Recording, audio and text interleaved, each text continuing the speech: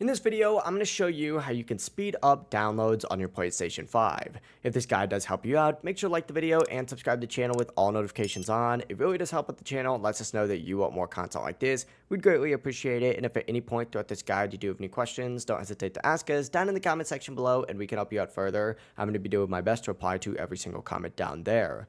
But when you're downloading a big game, it can feel like it does take forever. Luckily, there's actually a few tricks to make it a lot faster.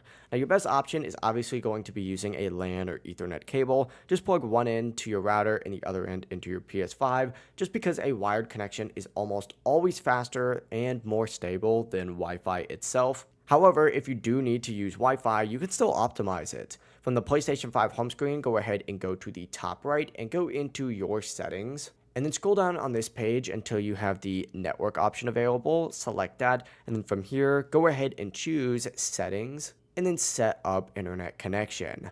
Highlight your current Wi-Fi and press the options button and hit change Wi-Fi frequency bands and set it to 5 gigahertz only. Now from here, go ahead and press the options button again, but this time go into advanced settings, and you're going to want to change a few different settings within here, specifically on that DNS settings. Open it up, set it to manual, and then change your primary DNS to 1.1.1.1 and that secondary DNS to 1.0.0.1.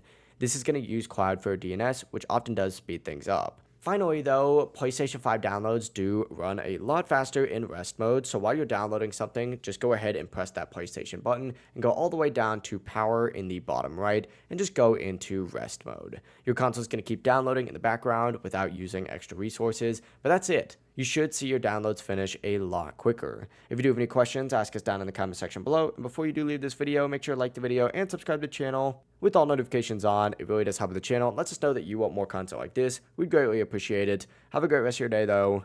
Peace.